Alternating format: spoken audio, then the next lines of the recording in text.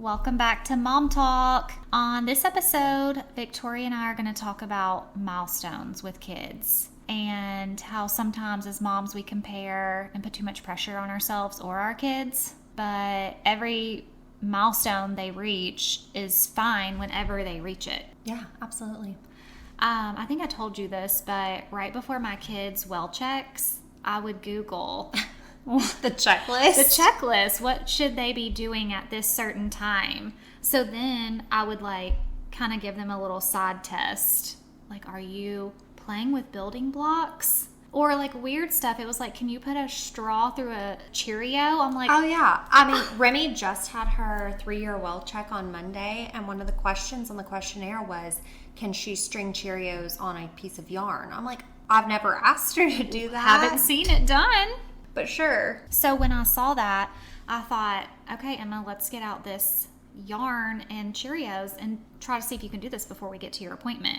I mean, but that was so silly. It's not like that they're really asking that. But as a first-time mom, I felt like she had to be on the charts when they said to do it. Right. Did you feel like it was a reflection on you if she could do it? I don't even know if I looked at it that way, but maybe I thought the doctor's going to think I'm a failure if she's not doing these things by your chart schedule. Yeah.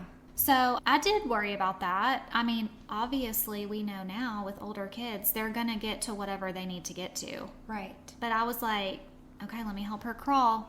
Let me help her walk. Now, was Emma behind or close to behind on any of her milestones, or was she ahead or meeting them? I would say average. Okay. I mean, I was never concerned oh man, she's past a year old and not walking, or... How old was she when she walked? I would say right at 11 months to a year. Okay. So what I would call average. Yeah. My mom claims I was walking at 8 months. That is so hard. So you were super ahead. That's so hard for me to believe when I had an 8-month-old. Yeah. So I'm sure people do it. But then I was like, oh, okay, is she going to walk early? What will they do? But I would say she was average on everything. She and Henry both started speaking complete words and sentences about 15 to 18 months. And when you go in with that, they should have 5 words. And you're like, oh my gosh, a genius. I'm counting. Yeah. How many words do we have? No, I literally made a list with Jarrett for Mason's words. Yeah. It's what you do. I know. So, I mean, I don't have that pressure on me anymore, which I don't know how many milestones we're trying to reach right now. You stopped Googling. Yeah, I stopped Googling when we went to year apart well checks, I guess. What about Henry? He was on par for everything too. Okay, so I feel like he walked a little bit sooner, and in my mind, that's because he's trying to keep up with her. Those second-borns, they just have to. Yeah, she's getting around, he's getting around. I know some second-borns maybe don't speak for themselves, because I've heard the older siblings speaking for them.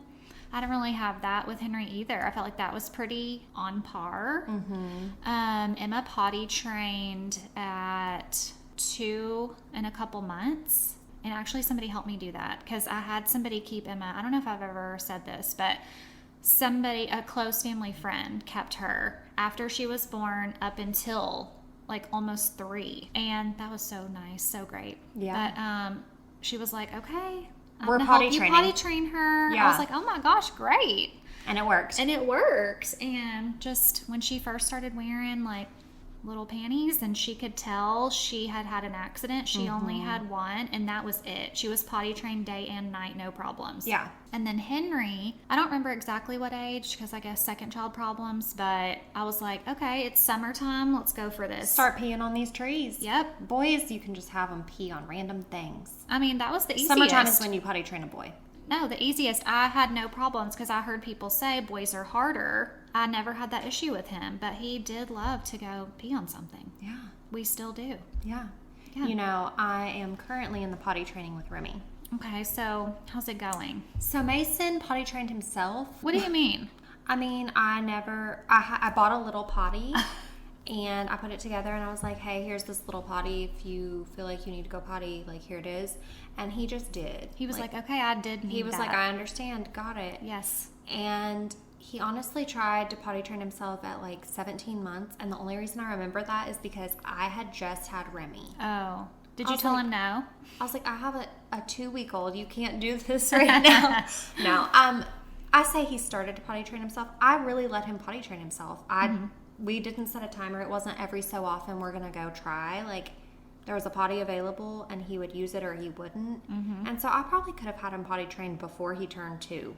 I mean, he is very smart. He is. And he was interested. And if I had, had the capacity to put in to that at that time. Right. But I did not. Yeah. So you didn't care what age he was because he was trying to do it so early. Yeah, I was like, well, obviously we'll figure this out when we can. So I don't know what age he was officially potty trained, but I know I didn't do it. He did it all himself. And like you said, like once he was potty trained during the day, he never once had a nighttime accident. Yeah. He's had like these random nap time accidents, but I mean, nighttime was never a problem. Henry did too while he was still in preschool, taking naps. It very random. Yeah. After he was fully potty trained, and I was like, oh no. Yeah, I'm like, but also, how do you teach somebody to be potty trained at night? I know. You don't. You can't. Like, I'm not waking you up to go, do you need to pee? You know, I've heard some people do that. No. Once they're like, I don't know, maybe in kindergarten, but they're still having accidents at night. I've heard of like set the timer. So you set it, go wake them up. But then I read other things to where if your brain isn't doing that for you naturally, then you're just guessing for a time. Right. To try it with the timer. So I actually don't have any like real life experience on that, but it is interesting to me. Yeah. And like Remy, we're potty training now. She's, they're potty training her at school. We're working on it at home. School is so helpful for that. It is helpful. She has days where she's great, and she has days where she cannot be bothered. She's too busy. I mean, kids do that. They can't stop playing. Yeah, and I just always, like you said, heard boys were harder, and Mason's out here teaching himself, and then my girl is over here like, no, I'm too busy. She doesn't care. Doesn't care. But that is interesting since it's a girl. Yeah, and at home, we'll do panties, and she will be like, gotta pee, but actually I already did. Oh, okay. So she meant she already did. Yeah, and sometimes we make it, sometimes we don't. We're working on it. But I mean, she just turned 3. I'm just not worried about it. Okay, so you didn't have an age where you're like, I'm going to potty train Remy today. No. Okay. I mean, it's just because school started. I started around 2.5, maybe a little before 2.5, just because I still had the little potty out for Mason. So I'm like, hey, I pretty much did the same thing, except she was not as willing of a participant as Mason. She was like, cool, there's a potty, but I've got to pull up. So, I mean, it actually takes some work with her, and I feel like a new mom all over again because I've never done this. Yeah. But it really is nice at school because when they all go, oh yeah, that's so much better. Everybody's doing it. Yeah, join in. We're all taking this potty break. Yeah. So I don't have some deadline for her. I mean, she's going to figure it out. Yeah.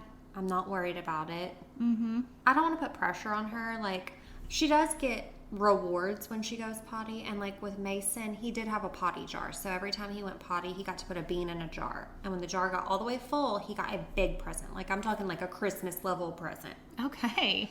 And he got to pick it out. It was like a ride-on lawnmower tractor thing.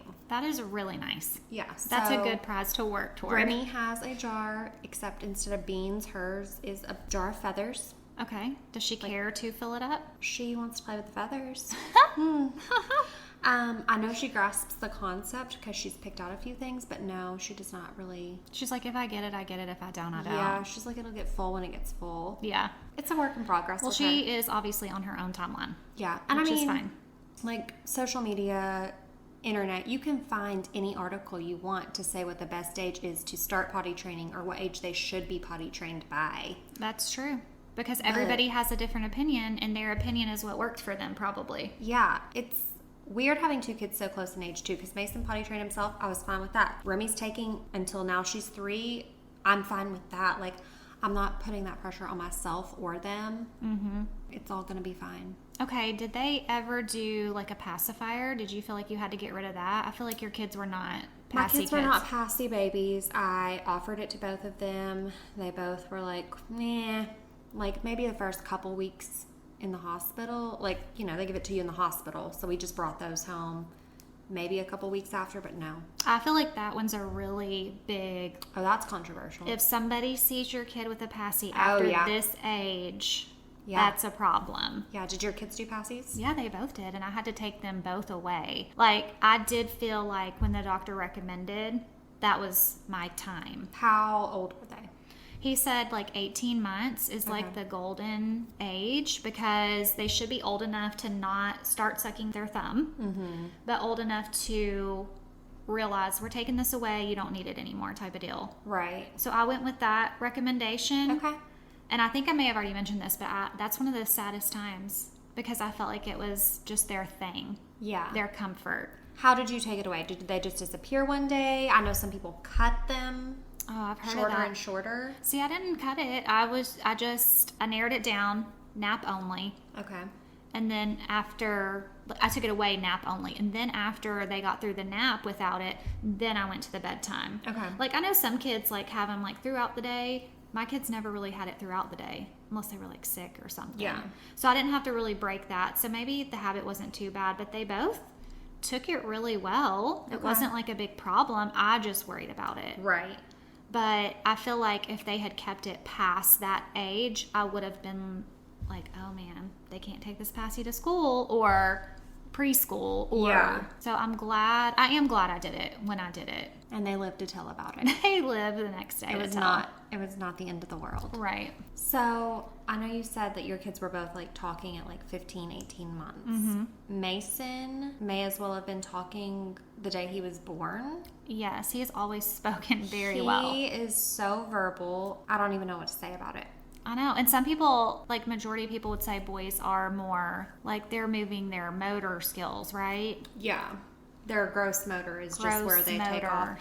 Mason was just always so verbal. Jarrett likes to say that it's because he was stuck at home alone with me during like lockdowns and stuff, like 2020. I mean, he was like 8 months old. So y'all were just chatting it up? I mean, Jarrett was working 3 jobs. Our work was closed. It was just me and this 8-month-old baby. Yeah. So who else am I going to talk to? Yeah. So Jarrett's like, you narrating every dish you unloaded, like really sunk in there. Yeah. I'm like, I don't want to take all the credit. I think some kids just talk faster than others. But he may have had that extra nudge from But you. he may have had a little help. I don't know. We need to pull take the some praise. other COVID moms. Yeah. I'll take the credit. You That's should. Fine. Yeah, you should. But Remy, she actually had a speech delay. Like, she was not hitting her milestones. She didn't have the words recommended. So, like the 5 words at this age, the 10 words she at had that age. 5 words at the right age. I want to say it was like the 10 to 15 words. I don't remember how many months it was supposed to be, but she was not hitting it. Okay, so she was supposed to have 10 to 15 and she had noticeably She less. still had 5. Okay. We got to 5 strong and then we stopped. We plateaued. Okay. And so, I don't even remember. I want to say it was her 18-month well check. I brought it up to the doctor. I was like, hey, she doesn't have this many words. And they were like, okay, how many does she have? And I was like, 5 still? And they were like, okay, well, we can wait until, I don't remember what the next month checkup was, like 21 months, and see if, she progresses, or I can give you a speech referral. Okay. And I was like, go ahead and give me that speech referral. Yeah. And they were like, okay, well, it doesn't mean she necessarily needs it. They'll have to do an evaluation and determine if she needs to be there or not. And I was like, that's fine. Yeah. And so we went to speech and did the evaluation, which at that age, with that few of words, it's mostly me saying what I have experienced with her. And so the speech pathologist was like, yeah, I think she needs to be here. Or I feel like with so many things, the earlier you catch it, earlier intervention, the better the outcome. Agreed. So I was like, yeah, we're going to be proactive on this. She did the evaluation. She's like, based off this evaluation form, she doesn't technically need it. She's like, but based off what you're telling me, I'm going to qualify her. We're going to start doing this. Okay. So she started going to speech once a week. And I don't know what I thought speech therapy was going to be. What did they do? I mean, they played with her and just like talked to her. And that sounds so simple. But they would give you directions and like homework, if you will, at home too as a parent. And it was nothing groundbreaking. It was things that I did. But like, I don't know, if I'm playing with a doll, I'm going to be like, oh, let me change the baby's diaper if I'm narrating what I'm doing to her. But at that point in time, they only wanted her to say 2 to 3 word phrases. Like, she wasn't putting words together was her main problem. She would say single words. Okay. So I could all day long sit there and be like, cup, and she'd say cup. I could say blue. She'd say blue. I could say blue cup. Cup. Okay, she only got the one. Or she would say blue. She'd pick one. We were not getting 2 words out. they broke it down and they were like, hey, we want her to say 2-word phrases. So when you're playing with her, say 2-word phrases. Okay. Like doll sleeping. Okay. And just really break it down. And I don't know. I mean, you don't know until you know. Right. I wouldn't know to do that because you're already narrating. I'm already narrating. But she just needs the 2 short words together. Yes. They're like, you're saying these sentences and that's great that you're verbal and telling her what's up, but that's not what we want her to do. We want them to mimic us, and you're overloading. She can't mimic 7 words. Okay. Mimic I mean, that 2. makes sense. It made so much sense. So, I mean, it was simple things like just changing how I played with her and how I talked. And then really it didn't take, I feel like, very long at all. We went to speech for 6 months and she was back up to where she was supposed to be, and now she's very chatty. She graduated. She graduated speech. She loves to graduate things. She had a helmet. Yes. She had physical therapy. I mean, she loves to get a certificate. Yeah, she does. she's on a roll. But yeah, now she's chatty Kathy. And I think that's something that like stressed me out so much. Like, So you were worried about that I was worried about it. because of where she was, or because you couldn't get her there until you knew how to do it?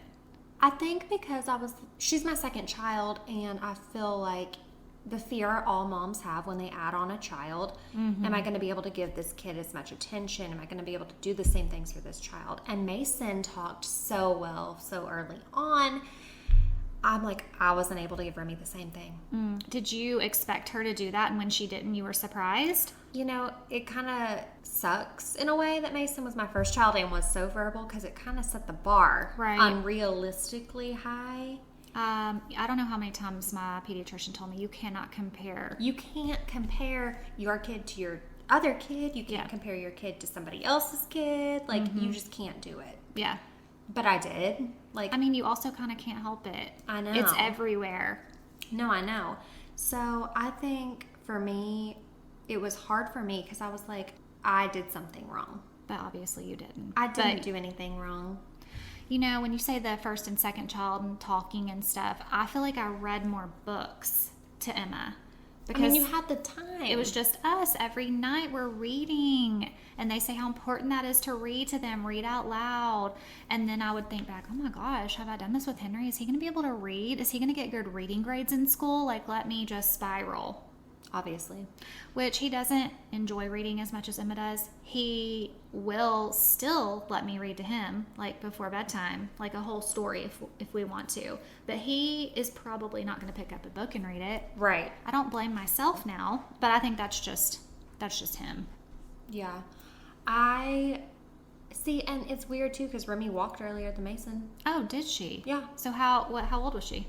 She was, like 1 day shy of 11 months. She was 10 months though. Okay.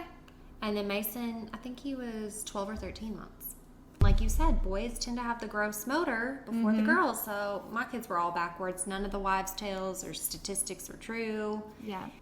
I Googled way too much. And back to Remy's helmet for a minute. Again, I felt like that second child, I wasn't able to hold you as much. You didn't get as much tummy time. Right. You were laying in your swing, or you were laying in your pack and play, or you were whatever too much. Yeah, but that wasn't true. It wasn't true. Some babies just got a flat spot. Right. Like, it's fine. Yeah. And I don't think I've talked about her helmet much on here. Can't remember. Yeah, I don't think you have. I think you just glazed over I that. touched on it. Yeah. But I mean, I did feel guilt for that. And Mason's head was round. And the second baby, here I am failing again. Like, that was the first time I felt the failing. Yeah. But I mean, it's not failing. And her head was just flat. And we put a little hat on her, and now she's great. And Right. Like, you would never tell another mom. No. Honestly. You failed. It's just how you put that on yourself. No, I put it on myself. And like when you Google, Yeah. like back to the internet, you can find an article for anything, good or bad, in your favor, against your favor. Like, it's just terrible. One thing I was worried about was when they cut their first tooth. Emma did not get her first tooth until she was 13 months old. Oh, wow. That is a long time. That's a long time to not have a tooth because they want you to eat like real food. Yeah. Not even one poking out. Wow. I just thought every time she got a cold or was drooly, I was like, it's This coming. is it. This is the tooth behavior. Yes, I just knew it. And I mean, obviously her teeth came in. She has a full set. She has all her teeth. The only thing it impacted was they don't fall out until later. Okay. So when other kids are losing their teeth in kindergarten, she didn't lose a tooth till 2nd grade. Okay. I mean, actually, to this day, she still has baby teeth. Her teeth are happy in there. They do not want to come out. We've had to pull 6. But Henry, I'm guessing what you would call average, about 8 months. Okay. His came in fine, and he actually doesn't have any teeth problems. And you were stressed with him, though? Oh, yeah. Did you ask the pediatrician? Every time. Every time. Did you take her to the dentist? No, I didn't take her to the dentist because the pediatrician said it was fine, and I really trusted him. Okay. You know, he would feel around in there. He's like, nothing's coming yet. I'm like, Yeah. wow. That is wild. I know. So, I would ask about that, too. Yeah, so that was definitely a top concern, but we have teeth. Okay, great. See, all these things just really do work out. Mason got his teeth pretty early. He got his first 2 teeth at like right at 5 months. Yeah. Like you could like see them through the gums at 4 months. Yeah. I mean, there's such a wide range. That is a huge range to me. And I mean, Remy, I don't know how old she was, 2nd kid. Right. But I know it was not 4 or 5 months. It was later. It was later for sure. Closer to like probably 10. Back to Remy's helmet. When Remy had to have her helmet, I saw like all the pictures. They play like this whole slideshow for you, trying to tell you why you should do the helmet, whatever. I didn't see it, but she like, you know how your head kind of like has a shape on the front? It's not just like flat on the sides. You have your temples where it kind of dips in. Hers was flat on the sides, but it was very round and like perfectly, I don't know what shape you want to call that. Her forehead was perfectly rounded, and I thought that was beautiful and a good thing. Right. But it wasn't. It's because the pressure from where her head was flat in the back was all pushed to the front. Okay, so it was making it more rounded out in the front. Yeah, so it was beautifully round in the front, but it was a wall in the back. Okay. So we had to relocate some of that. Okay, and why do they say that typically happens? It's not how you birthed your child. You had a C-section. Yeah, no. It's not how I birthed. I mean, lots of things can cause it. It can be how they were in you, like chilling. If they chilled with your placenta too closely for too long. Right. It can be caused by like, you know, laying down. But what am I supposed to do? Like Remy liked to sleep a certain way. Mm-hmm. If you have a comfortable spot and baby sleep a lot. Right. I mean, it can just happen. Yeah. I mean, there are things you can do. She did do physical therapy. She had torticollis, Right. so she was delayed on rolling over. Okay. She rolled over one way. She wouldn't roll over the other way.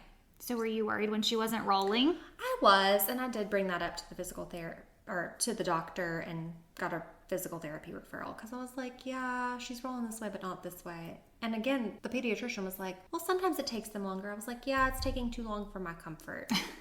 And so we went and they were like, oh yeah, very tight. Gave me exercises to do. We went to physical therapy 2 whole times and she was rolling the other way. Okay, so you just had to like loosen up It that was side. literally like homework from physical therapy and it was fine in 2 weeks. Like, but she just needed that help. And I don't think there's anything wrong with helping your kids. And I feel like that is something that's like frowned upon. Helping your kids? Not frowned upon helping your kids, but like I feel like people feel judged or whatever if they have to end up going to get a helmet or if they have to go to speech therapy or If they have to take it a step further than your Yeah. house. Yeah. I know I felt judged or like I don't know who I felt like was judging me. Right, because like we just said, you would never feel that way about another mom. I wouldn't, but you know, I had followed an influencer when Remy got her helmet and the influencer, her son had a helmet and some of the people in the comments were so nasty about it. Were they saying like it's her fault? It's your fault. And she had 5 children and this was the youngest of 5. And so they were blaming the size of her family. They're like, this is why you don't have that many kids. You can't give them the proper attention they need.